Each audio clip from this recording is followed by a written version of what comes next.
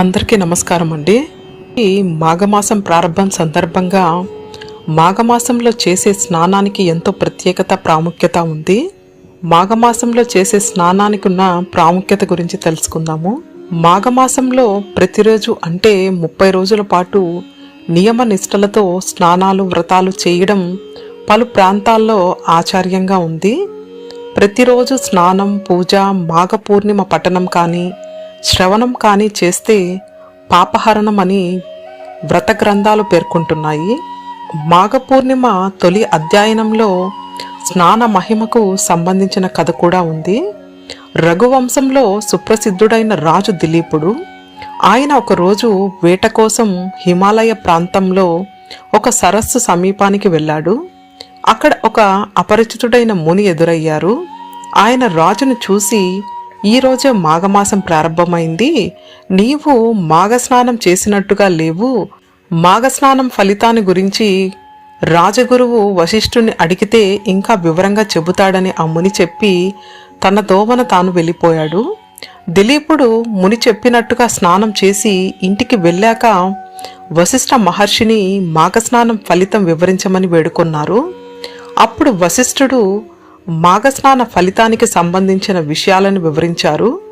మాఘంలో ఒకసారి ఉషోదయ స్నానం చేస్తే ఎంతో పుణ్యఫలమని, ఇక మాసమంతా చేస్తే ప్రాప్తించే ఫలం అంతా ఇంత కాదని, పూర్వం ఒక గంధర్వుడు ఒకసారి మాఘస్నానం చేస్తేనే ఆయన మనస్తాపం అంతా పోయిందని, ఆ గంధర్వుడికి అన్నీ బాగానే ఉన్నా ముఖం మాత్రం పూర్వజన్మ కర్మ వల్ల వికారంగా ఉండేదని, ఆ గంధర్వుడి భృగుమహర్షి దగ్గరికి వచ్చి తన బాధంతా చెప్పుకున్నాడు.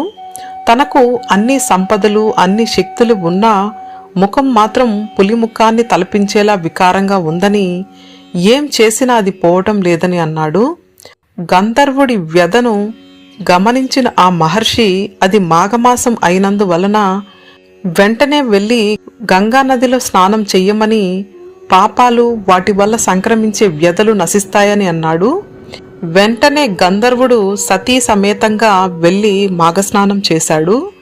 మహర్షి చెప్పినట్లుగానే గత జన్మకు సంబంధించిన పాపాలు పోయి ఆ గంధర్వుడి ముఖం అందంగా తయారైంది. ఈ పురాణ ప్రారంభంలో సూతుడు ఒక మాట చెప్పాడు. మాఘస్నానం చేయటం తెలియని వారికి దాని విశేషం చెప్పి చేయించడం వల్ల, ఒకవేళ స్నానం చేసే శక్తి లేకపోతే స్నానం చేసి వచ్చిన వారిని దక్షిణం ఇచ్చి ఆ పుణ్యఫలాన్ని పొందడం కూడా శ్రేయస్కరం అని అంటాడు సూతుడు.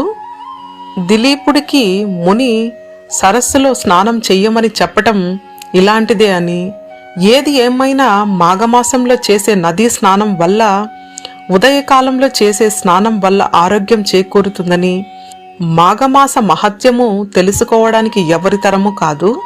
ఈ మాఘమాస నదీ స్నానం అత్యంత ఫలదాయకమైనదని, ఈ మాఘమాస నదీ స్నానం చేయటం వల్ల లభించే పుణ్యఫలం మరే ఇతర యజ్ఞ యాగాదులు క్రతువులు చేసినా లభించదని, ఈ మాఘమాస నదీ స్నానం చేయుట వలన మనుష్యులు అత్యంత పుణ్యాత్ములవుతారని, ఈ మాఘమాస స్నానం శాశ్వత పుణ్యలోక ప్రాప్తినిస్తుందని, అంతేగాక ఇతర యజ్ఞ యాగాదులు వలె తాత్కాలిక ఫలితములు ఇవ్వదు.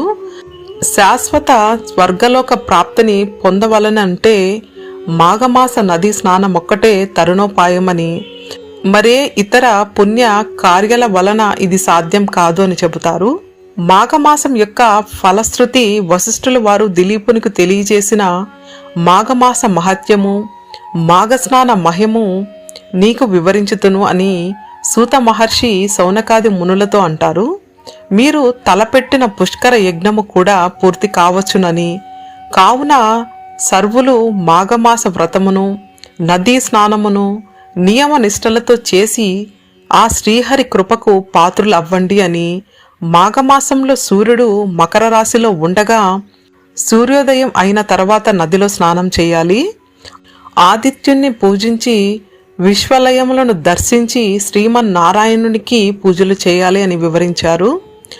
మాఘమాసము 1 నెల రోజులు క్రమం తప్పకుండా శ్రద్ధతో ఏకాగ్రతతో చిత్తశుద్ధితో శ్రీ మహావిష్ణువును మనసారా పూజించినచో సకల ఐశ్వర్య ప్రాప్తి, పుత్ర పౌత్రాబ్ది వృద్ధి, వైకుంఠ ప్రాప్తి పొందగలరని పురాణాలు తెలియజేస్తున్నాయి.